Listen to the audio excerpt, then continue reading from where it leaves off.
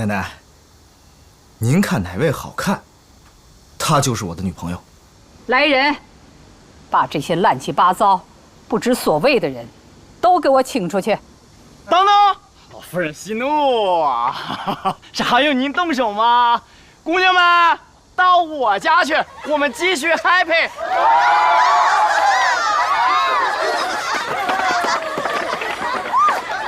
奶奶，我请他们来都是来给您过生日的。我可消受不起，都是些什么人呢？一看就是缺少家教、没有素质的人。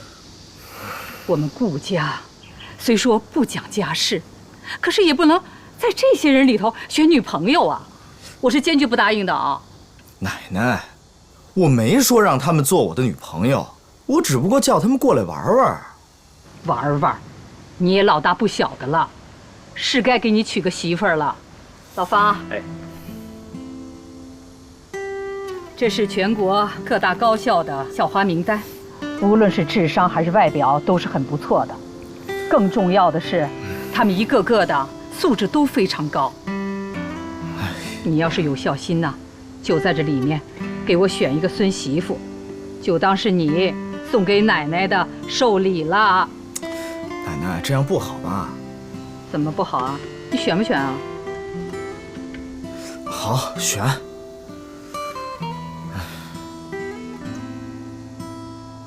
那，这个南宫琉璃长得还不错，就她了。就一个呀？你再选一个，做个备选。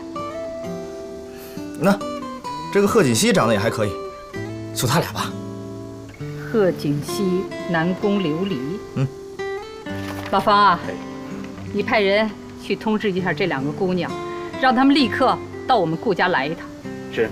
啊，这么快？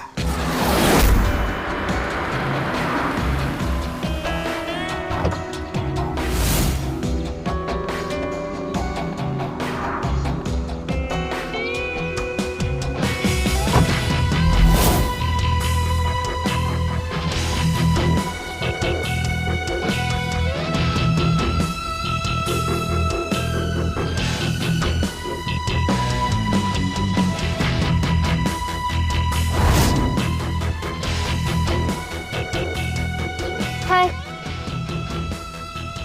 你就是顾家管家说的贺锦熙吧？真是百闻不如一见，你看起来不怎么样啊。现在我倒是放心了。南宫琉璃是吧？外表并不代表一切。